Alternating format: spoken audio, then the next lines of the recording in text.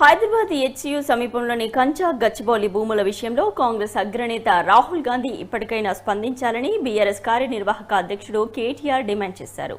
భూముల వ్యవహారంపై ట్విట్టర్ వేదికగా ఆయన స్పందించారు.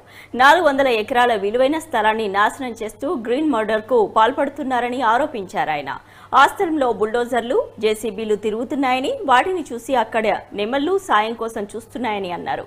ఇప్పటికైనా రాహుల్ గాంధీ నోరు విప్పారా అని, ఇవన్నీ చూస్తూ కూడా ఆయన మాట్లాడకపోతే ఎలా అంటూ కేటీఆర్ ప్రశ్నించారు. ఈ మేరకు కొన్ని వీడియోలు, ఫోటోలను కేటీఆర్ తన పోస్టుకు జత చేశారు.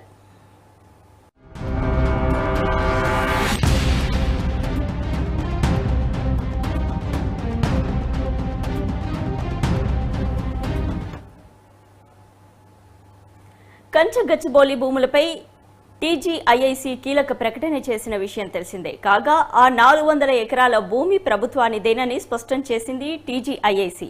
ప్రాజెక్టులో సెంట్రల్ యూనివర్సిటీ భూమి లేదని టీజీఐఐసీ ప్రకటనలో తెలిపింది.